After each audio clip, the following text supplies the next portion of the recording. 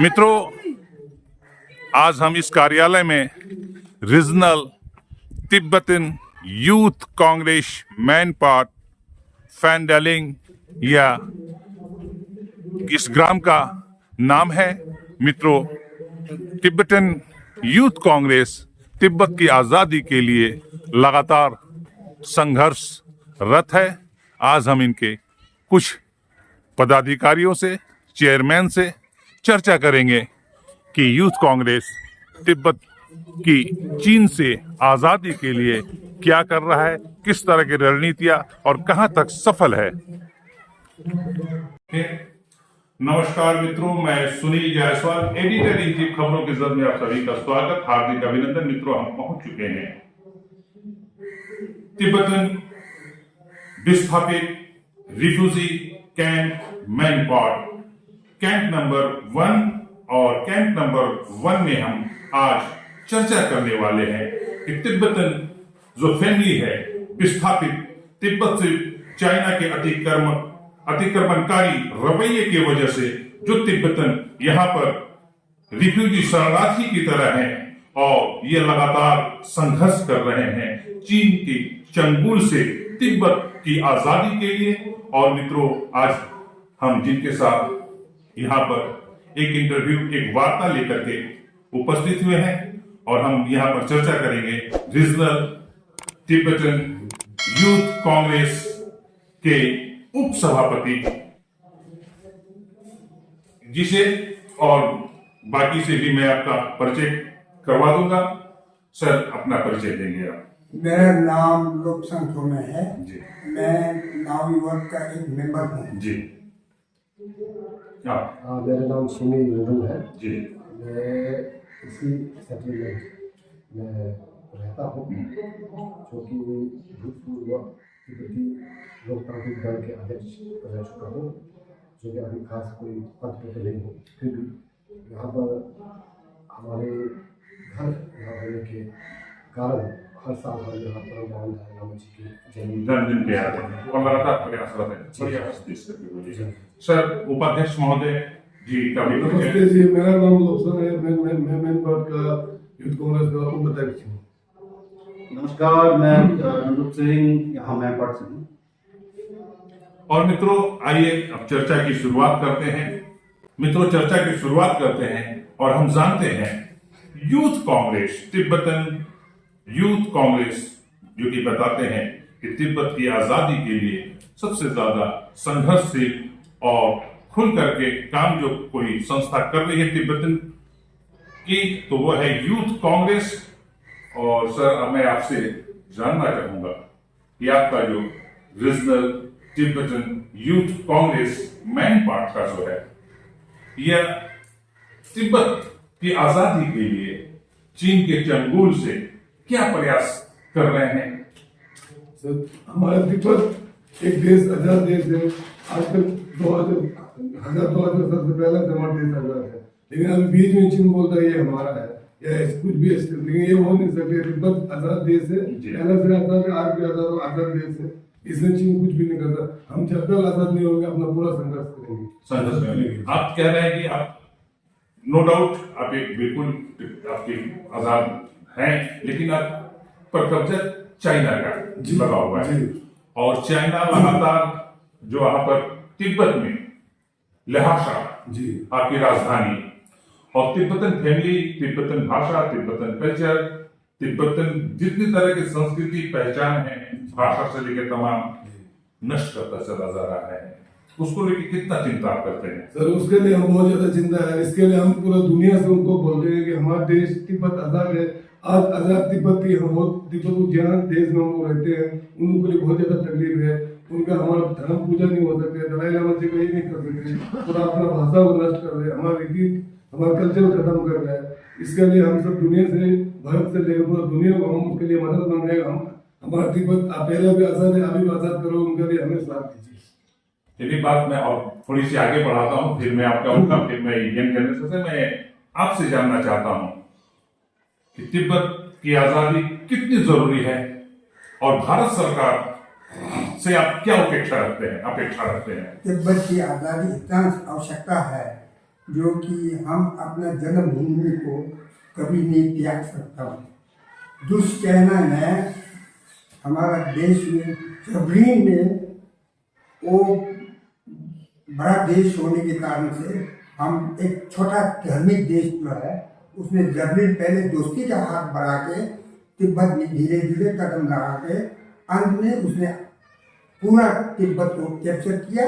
1959 में हम लोग ने अपना देश छोड़ा है। वहाँ से छोड़ के अपना पड़ोसी देश हिंदुस्तान भारतवर्ष जो कि आज हमको अपना एक पड़ोसी देश समझ के हमको सहायता करके यहाँ पर बसाया गया है, तो किसी चीज़ की तकलीफ नहीं है। लेकिन हम अपना देश के लिए हम कभी भी बर्दाश्त नहीं करेंगे। हमारा धर्म, संस्कृति, हर चीज़ कल्चर जब तक हम आज़ाद नहीं मिलेंगे तब तक इनका सिक्योरिटी करना, धर्म, कल्चर, संस्कृति ये हमारा एक कर्तव्य बनता है। तो इसलिए चाइना जो है एक दिन वो नौबत आएगा जो कि पूरा विश्व उनका विरोध करेंगे। तो हमारा कुछ सत्य क्या है, असली दुनिया बिल्कुल क्लियरली समझ में आ जाएंगे। उस दिन हमारा सूर्य उदय जरूर होगा, सत्य का फल जरूर निकलेगा। अच्छा, आप क्या जिस समय दलाई लामा जी जब तिब्बत से जब स्थापित हो गए, आप भी क्या तिब्बत से ही आए हैं कि आपका जन्म यहाँ पे हुआ है? आप जब आए उस समय कितना उम्र रहा होगा आपका? मैं तिब्बत से जब आया 1959 में, उस वक्त मेरा उम्र था 8 साल का। 8 साल। जब पैदल चलते बर्फ में गिरते आते थे। माँ बाप को अपना खाने पीने का भार ढो के कुछ दिन जब तक हिंदुस्तान की बॉर्डर नहीं पहुंची तब तक हम अपना व्यवस्था खाना का लेके घो के आए थे, क्योंकि पहाड़ी सड़क न गाड़ी न घोड़ा न हवाई जहाज, पैदली मार्ग से हम लोग चले आए थे। अब मैं आपकी तरफ आता हूँ, आप यंग जनरेशन है और जैसे आपके पूर्वज जो है, पूर्वज नहीं जो आपके दादा है, पिता से हैं, आपका कौन सा पीढ़ी है? आपकी तिब्बत से आने में कौन आए थे, आपके पिता से या आपके दादा से? दादाजी बहुत छोटे, थर्ड जनरेशन में आते हैं। तो तिब्बत के इतिहास, हिस्ट्री की जानकारी होगी आपको दादाजी से, पिताजी से आप तक पहुंचा होगा और आपने महसूस किया होगा कि आपके लोगों के साथ, आपके पिताजी के साथ, आपके दादाजी के साथ चाइना ने किस ढंग से, कितनी ब्रूटल तरीके से व्यवहार किया कि आपको अपना मातृभूमि जहां आपने जन्म लिया, आपके पूर्वजों ने उसको छोड़ करके चाइना की, कम से कम हम अगर रहेंगे तो बाहर से हम चाइना पर दबाव डाल करके अदर कंट्रीज, आपके पड़ोसी भारत में लोग आए, अब तक वो बातें पहुंची। तो आपको क्या लग रहा है इनका जो संघर्ष है, उस संघर्ष में अभी का जो थर्ड या फोर्थ जनरेशन जो है वो कितना एक साथ है? जो थर्ड या फोर्थ जनरेशन के लोग काफ़ी सक्रिय है, वो संघर्ष कर रहे हैं अपने आज़ादी के लिए, देश के लिए। लेकिन यहाँ पर मैं एक बात स्पष्ट करना चाहूँगा, हमारे जो सरकार है, जो तिब्बती सरकार नरेंद्र मोदी जी के द्वारा तिब्बत की आज़ादी के लिए सन 1972 तक, जबकि चीन के उस समय के जो राष्ट्रपति ने आज़ादी के अलावा अगर आप कुछ बात करना चाहें तो हम तैयार हैं। आज़ादी के अलावा किसकी तरफ से बात आई थी? वो उस समय चीन के राष्ट्रपति ने आज़ादी के अलावा बात करी, अगर बात कर सकते हैं, अगर करना चाहेंगे तो हम उसमें तो उस समय के तिब्बती सरकार और परमाणु नरेंद्र मोदी ने तिब्बत की जो आज़ादी जो मार्ग को छोड़कर, त्याग कर पूरी तरह से, तो वो उन्होंने ये मार्ग चुना है कि मिडिल में। अच्छा, मिडिल कहने का मतलब कि मैं बता रहा हूँ, मैं पूरी कर रहा हूँ। आप मिडिल माने कि अभी जो दलाई लामा भी हाल फिलहाल में मिडिल का रास्ता, बीच का रास्ता, और आप जो बुद्धिज्म है, बुद्धिज्म में ही मिडिल का रास्ता बुद्ध भी कहते हैं कि हमेशा मिडिल का रास्ता लेके चलना चाहिए। तो मिडिल का रास्ता जो दलाई लामा जी का जो अभी आह्वान है पूरे विश्व से और चाइना से भी कि हमको भले आजादी मत दो, स्वतंत्र मत दो, लेकिन स्वतःस्थायी बिल्कुल शासन दे दे, आप उसको स्वीकार कर रहे हैं। जी जरूर, क्योंकि ऐसा है कि तिब्बत की आज़ादी जो है उसमें कोई दो राय नहीं है। तिब्बत आज़ाद देश था, है और रहेगा, इसमें कोई दो राय नहीं है। क्योंकि किसी भी अगर मतलब कोने से अगर देखें तो तिब्बती की जो भाषा है, चाइनीज का जो भाषा है, तिब्बती के खाने पीने का तरीका है, रहने का जो ढंग है, जो वहाँ की जो कल्चरल ड्रेस जो है, ट्रेडिशनल वेशभूषा, हर तरह से तिब्बत और चाइना बिल्कुल अलग है। अलग है, बिल्कुल सब कुछ कल्चर वो चाइना क्या कह रहा है कि वो कह रहे हैं कि तिब्बत जो है हमारा अभी अंग है। हाँ, जबकि जब यहाँ टोटल अलग है। बिल्कुल, क्योंकि तिब्बत जब आज़ाद था उस समय तिब्बत अपना देश, अपना एक पूरी तरह से एक स्वतंत्र देश था। तिब्बत का अपना राष्ट्र ध्वज है, तिब्बत का अपना राष्ट्र मुद्रा है, जो करेंसी, और इस तरह का मतलब काफी ऐसा अपना कल्चर है, संस्कृति है, भाषा है, हाँ जी, है ना। और सबसे बड़ी बात है कि आपका जो जिसको डीएनए कहते हैं, जी। डीएनए बिल्कुल तिब्बतन का अलग है, चाइनीज का अलग है, जी। इसलिए आप पूर्ण रूप से एक स्वतंत्र राष्ट्र आप हैं। तब आपकी तरफ मैं आ रहा हूँ कि अभी जो मिडिल का रास्ता, और जाहिर सी बात है कि दलाई लामा जी ने जो मिडिल का रास्ता बहुत सोच समझ करके बहुत चिंतन किया होगा, तो मिडिल का रास्ता वो कहें कि तिब्बतन जो भारत में तिब्बती है वो तो सुरक्षित है, खुशी पूर्वक रह रहे हैं, व्यवसाय कर रहे हैं, कहीं कोई तकलीफ में नहीं है। लेकिन आपके जो परिवार, आपका जो फैमिली, आपके जो लोग तिब्बत में है, चाइना के अत्याचार तेजी से होते हैं, नाना प्रकार के। इसलिए संभवतः दलाई लामा जी ने ये मिडिल का रास्ता चुना। क्या लग रहा है आपको? ये मिडिल का रास्ता इसलिए चुना कि उनको ये चिंता हो गया, जो हमारा प्रजा जो तिब्बत में रह गया है, चीन पशु की तरह उनको सता रहे हैं जी। और जनसंख्या के हिसाब से भी काफी तिब्बत की 30% जो है उन्होंने नष्ट कर दिए। तो इसी के साथ साथ धर्म, भाषा, सब कुछ चाइना में बदलने का डर है, एक चीज। दूसरा इसलिए कि मिडिल रास्ता इसलिए खोला कि चाइना जो है कम्युनिस्ट राष्ट्र, वो ना कोई धर्म मानते हैं। कहते हैं कि विश्व के इतिहास में चाइना बुद्धिस्ट जी। है, जापान बुद्धिस्ट बुद्धिस्ट है, है। तिब्बत बुद्धिस्ट, और मतलब जापान बुद्धिस्ट जापान कई में नाम बुद्धिस्ट है। है, लेकिन चाइना में बुद्धिस्ट को कोई पालन नहीं करते। लेकिन चाइना कोई धर्म नहीं मानते हैं, ना क्रिश्चियन मानते, ना ईसाई मानते, ना आपका वो हिंदू मानते, ना मुस्लिम। जी, कोई भी धर्म। तो वो कोई भी धर्म माने उनके लिए जहर है। वो ये कहते हैं यदि किसी धरती पर कोई भगवान है तो भगवान देखे हो तो तुमको 7 दिन कैद करके दिखाता हूँ, तुम भगवान से रोटी मांग के खा लो। उनको कैद करके ये करते जी, हैं। जी, जी। तो एक चीज क्या है, हमारा जो पब्लिक रह गया वहाँ तिब्बत में कि चीन के मतलब अपना सब कुछ बदलने की जी, भाषा, पूरे जनरेशन में बदल जा रहा है। इसी चलते कि हमारा रिफॉर्मेशन को इसलिए चिंतित है कि ये मिडिल रास्ता जो है ये उनको भी कुछ फायदा है, चीन के लिए भी। जी, जी। अच्छा, हमारा देश स्वयं राष्ट्र रहेगा तो उनको वो विदेश का जो मामला जो भी है वो चाइना कर लो, कोई बात नहीं। अब मिडिल के रास्ता लेके आपके पास आ रहा हूँ। तो इसलिए हाँ, मैं एक सेकंड से कर लूँ, आपको आगे बढ़ा दूँ। जैसे आपने कहा स्वतःशाही शासन व्यवस्था चाइना आपको दे तो आप राजी हैं, जैसे कि दलाई लामा जी करते हैं। आपको याद होगा हांगकांग, ब्रिटिशर्स ने चाइना को उसको भी स्वायत्त शासी बना कर रखा। एक समय आया, कुछ दिन पहले आपने देखा है, उसने स्वायत्त शासी को खत्म करके चाइना अपना अधीन कर लिया। अपने अधीन कर लिया। उसके बगल में एक छोटा सा जो देश है चाइना, जो लगातार ताइवान, ओरिजिनल चाइना वही है, वहां भी देख रहे हैं हालत।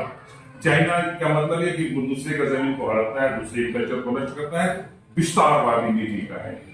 तो ऐसी स्थिति में आपके सामने है हांगकांग, जो स्वतःशासित देने के बाद भी, ब्रिटिशर्स के साथ समझौता करने के बाद भी, एक एग्रीमेंट के बाद भी वो बाद में ताकत से। अब वैसी स्थिति में क्या लग रहा है आपको, स्वायत्त शासी पर कितना भरोसा करेंगे चाइना पर? नहीं सर, देखिए हमारा चाइना पर कोई भरोसा नहीं है। आज तक दुनिया में चाइना ने कहा नहीं किया, कहा तो दुनिया सब चला। लेकिन अभी जो मीडिया की परिस्थिति हो गई, हमारा प्रधानमंत्री जी, हमारा सरकार जी, उसमें हम समाज है। पर हम आदिवासी कांग्रेस होने वाले, हम आज भी आजाद बन गए, कल भी आजाद। जब तक आजाद नहीं मिलेंगे, हम आजाद के लिए आप लोग सब कुछ करने के लिए, हम तिब्बत पहला भी आजाद है। और पहला भले पहला चरण में स्वायत्त शासी हो जाए, आगे हमारा संघर्ष आजादी के लिए जरूर है कि कांग्रेस का। हमारे साथ धुंधुर शेरिंग, क्या लग रहा है आपको? मैं थोड़ी सी और बात भी करूंगा आपसे, और आप तक भी वो बात मैं पहुंचाना चाह रहा हूँ। आपके तिब्बत की आजादी के लिए भारत में तिब्बतियन के साथ कई सारे ऑर्गेनाइजेशन संस्थाएं हैं, हाँ, जिसमें एक BPFF भारत तिब्बत समन्वय संघ भी एक है। तो उसके विषय में, और ये थोड़ी सी अभी अभी उनसे परिचय इनका हुआ है BTSS में, तो ये जो संस्थाएं हैं उनका सहयोग किस रूप में आप लेते हैं, या कि आपको जानकारी है कि BTSS नामक और भारत तिब्बत समन्वय संघ भी एक है? जी, तो क्या लग रहा है आपको कि ये कितना आपके साथ है? देखिए, भारत में पूरा बहुत सारे संस्था ऐसे हैं कि जो तिब्बत के बारे में और हमारा आज़ादी के बारे में सोचते हैं। बहुत सारे संगठन, लगभग 20 से 25 संगठन काम करते हैं, तो उसमें से भी एक BTSS है। और BTSS मेरे जानकारी के अनुसार 2020 के बाद ऑर्गेनाइजेशन शुरू किया था, ये संगठन शुरू किया था, और पिछले 2 साल से मैं उनसे जुड़ा हूँ। और यहाँ हमारा जो हमारा मैनपाट के जो लोग हैं, जो तिब्बती लोग हैं, उनके बारे में उनका बीच में एक ब्रिज का काम करता हूँ मैं कि क्या BTSS सोचते हैं, BTSS और तिब्बत और हमारे यहाँ क्या क्या प्रॉब्लम्स आ रहा है उसके बारे में डिस्कशन कर रहा है। तो अभी BTSS का 2 मेन एजेंडा है, एक मनसरोवर मुक्ति और भारत तिब्बत की आज़ादी। और तो अभी हाल फिलहाल में इंदौर में जो मीटिंग हुआ था उसमें मैं शरीक हुआ था, तो उस दौरान ये पता चला कि बहुत सारा जो एजेंडा उन्होंने जो प्रस्ताव रखा है वो तिब्बतियों के लिए और प्लस मनसरोवर के और तिब्बत के हित के लिए उन्होंने प्रस्ताव रखा है। तो आने वाले समय में यदि ये संस्था अपने इसमें कार्य में सफलता होगा, तो मेरे ख्याल से पूरा भारतवासी को और प्लस तिब्बतवासी को भी बहुत काम होगा। आपको क्या लग रहा है, ये जो संस्थाएं हैं, आप चूंकि इस कांग्रेस के उपाध्यक्ष हैं, क्या लग रहा है कि इनका सहयोग मिलना चाहिए? एक तरह से पूरे भारत का एक समर्थन है अलग अलग संस्थाओं के द्वारा, अलग अलग इंडियन कम्युनिटी के द्वारा, कैसा ले रहे हैं इसको? ये होने से बहुत अच्छा बात है सर, हमारे लिए भी अच्छा है। अब इसके साथ साथ तिब्बत आजाद होने से सिर्फ हमारा बेटा नहीं, दुनिया बेटा, खास करके भारत की ज्यादा बेटा। आज चाइना और भारत जो बॉर्डर बोलते हैं, अगर तिब्बत आजाद रहे, आज से 2,000 साल पुराना शुरू से तो तिब्बत ही हमारा पड़ोसी था, भारत का एक बॉर्डर होता है, बीच में चाइना नहीं आता है। आज चाइना तिब्बत आजाद नहीं होने के कारण भारत में 1 करोड़ रुपए बॉर्डर के जो खर्च आ रहे हैं, ये भी सारा भारत के लिए सेफ्टी हो जाए। अगर यही पैसा कहीं और जगह विकास में तो ये फायदा हमारा ज्यादा है, पर भारत सरकार का बहुत ज्यादा है। इसलिए भारत सरकार को तिब्बत की आजादी के लिए पूरी सहयोग से काम करना चाहिए। आपको ये जैसे कि BTSS वगैरह की बात कर रहे हैं, बीच में थोड़ी सी कंफ्यूजन की स्थिति पैदा हो गई थी, और मैं विशेष करके उस कंफ्यूजन को दूर करने का भी प्रयास किया, क्योंकि मैं मीडिया में हूँ, एक मिडिल मैन की तरह हूँ। BTS के संबंध में BTS में भी गया था और भी उनके 2 जगह में देखा, उसी को समझने के लिए मैं आपके मेन पार्ट आपकी कॉलोनी में मैं आया हूँ। क्या था कि बीच में आप लोगों को ऐसा लगने लगा था, मालूम हो सकता है कि आदमी जब बोलते हैं तो कुछ या तो कम्युनिकेशन कुछ गैप हो जाता है, तो बात आ गई कि बीच में हो गया था कि आप लोग थोड़ी सी अलग अलग संस्थाएं कि तिब्बत भारत का अभिन्न अंग है, ऐसा कहीं आपको सुनने को मिल गया। जबकि मैं भी क्लियर कर दूं, जो भी भारत और इतिहास के जो जानकार होंगे, तिब्बत पूर्ण रूप से स्वतंत्र देश अस्तित्व वाला है, और कभी भी भारत सरकार हो या भारत के अन्य संस्थाएं हो, कभी भी तिब्बत भारत का अभिन्न अंग है ऐसा नहीं, कभी नहीं कहते हैं, न मानते हैं, बल्कि ये कहते हैं कि तिब्बत जो है, कोई बता दो, तिब्बत भारत की संस्कृति, धर्म का संरक्षक है। आपको मालूम होना चाहिए कि जिस समय बख्तियार खिलजी नालंदा में अटैक किया था, लूटा था और पूरा नालंदा विश्वविद्यालय को जला करके नष्ट कर दिया था, उसका पुस्तकालय विराट विश्व में कोई यूनिवर्सिटी का कंसेप्ट ही नहीं था। उस समय नालंदा हुआ करता था और उसके आज के हवाले कर दिया। तो वहां के जो पृष्ठ थे, जाहिर सी बात है वो बुद्धिज्म वाले भी थे, हिंदुइज्म के थे। ये दोनों धर्म का मुख्य रूप से वहां पर वैदिक और बौद्धिक दोनों का पढ़ाई वहां पर किया जाता। तमाम जितने तरह के भी विद्या है, जितने तरह के शास्त्र है, जितने तरह के दर्शन है, उसको बचा की रक्षा अगर इस पुस्तकों का कहीं हो सकता है तो आपके तिब्बत में हो सकता है। तो वहां के साधु सन्यासी पुस्तक ले लेकर के तिब्बत में पहुंचाए थे और तिब्बत में आज भी वो संरक्षित है। बाद में राहुल संस्कृत्यायन ने वहां से उस पुस्तकों को लेकर के आए और फिर से उस पुस्तकों का आपको मालूम होगा कि अभी कभी जो नई सरकार है, मोदी सरकार, नालंदा को फिर से पुनर्गठन करके फिर से रूप दिया है और पुस्तकें तमाम वहां पर रखी गई है। तो ये कंफ्यूजन, तो ऐसा कोई कंफ्यूजन आपके पास भी है क्या कि जो मैं कंफ्यूजन की बात कहा, आप स्वतंत्र राष्ट्र है, अस्तित्व वाले राष्ट्र है, ऐसा कंफ्यूजन आपको लगा कि जो अदर संस्थाएं हैं इस तरह की बातें, या भारत सरकार या भारत आपकी स्वतंत्रता को कहीं आपको आजाद करा करके भारत अपने साथ, तो ये तो डर तो नहीं है ना? ऐसा तो कुछ नहीं है। तिब्बत का जो हिस्ट्री जो है, इतिहास है, वो पहले से ही सेट है। उसमें कोई मतलब चेंज नहीं कर सकता, कोई बदल नहीं सकता। तो उसमें चाहे अगर बोल भी देखो तो उससे कुछ होने वाला नहीं है। तो अभी खुशी की बात है कि BTSS जुड़ गए, इससे पहले कई संस्था जुड़े हैं। हमारे लिए जितना भी संस्था अगर हमारे साथ आता है तो हमें खुशी की बात है। हमारे आप कह सकते हैं जब हम संघर्ष कर रहे हैं तो हमारे पीछे कोई ना कोई हमें चाहिए। तो आप लोग हमारे बैकग्राउंड आ रहे हैं सामने। तो ये ऐसा नहीं कि आपने शुरू किया तो उसको ऐसे मतलब शुरू करते ही और बस ऐसे लोगों की तरह। अगर आपने शुरू किया उसको साल या वर्ष, 1 वर्ष, 2 वर्ष, जितना भी लंबा समय हो सके उसको चलाने की कोशिश करते हैं, उसको मजबूत करने की कोशिश करते हैं, ना कि उसको और तब तक तो कोशिश करने के तब तक स्वतंत्र नहीं हो रहा है तब तक। और मैं आपको बताते चलूं, और आप जानते ही होंगे भारत के इतिहास में, तो भारत ऐसा एक देश है पूरे विश्व में अपनी इकलौता देश है जो कभी किसी आक्रमण नहीं करता और किसी के जमीन पे कब्जा भारत नहीं करता। हाल फिलहाल इतिहास की बात करें, 71 की लड़ाई में जब हमने बांग्लादेश को पाकिस्तान से अलग करवाया, इंदिरा चाहती तो पाकिस्तान को अपने बांग्लादेश को भारत के साथ रख सकती थी, लेकिन उसको स्वतंत्र दिया। पुरानी बात करें, रामायण काल में भगवान श्री राम लंका में जाकर के आक्रमण करते हैं, पूरी लंका जब ये कर देते हैं, सीता जी को छुड़ा के लाते हैं, लंका को जीत लेते हैं। चाहते तो भगवान राम श्रीलंका पर शासन कर सकते थे, लेकिन भारत ने कभी वैसा, वहां पर विभीषण को जिसको हक बनता था वो इसके लंका दे करके राज्याभिषेक करके आए।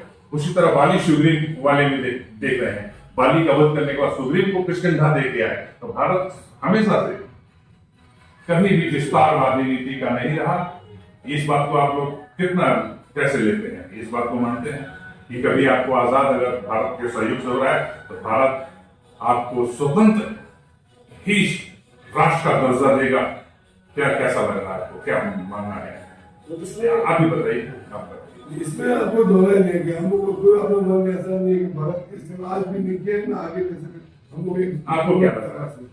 जी, इस टाइप का कोई कंफ्यूजन नहीं है, लेकिन हाँ मतलब जिस संगठन में कुछ लोग होते हैं, वो होता है हाँ, मुंडे कभी कभी कुछ बोलने में हो सकता है, कर जाते हैं। हाँ हो सकता है एक अखंड भारत का जो बात आ रहा है तो उसमें अखंड हमारी और तिब्बत की संस्कृति अखंड है, अखंड देश नहीं, सही बात, हिस्सा नहीं। हमारी और आपकी संस्कृति अखंड है, क्योंकि बुद्ध का जन्म भारत की भूमि पे हुआ है और इसलिए हमारा जो बहुत ही घनिष्ठ संबंध है। आपको क्या लग रहा है कि ऐसा कभी तिब्बत भारत के सहयोग से हो सकता है मिलिट्री का प्रयोग करना पड़ जाए, जिस 71 में करना पड़ा था, तो संतुष्ट है कि भारत आपको पूरी तरह से एक अपना अलग अस्तित्व वाला राष्ट्र रहने देगा? पूरी तरह संतुष्ट है?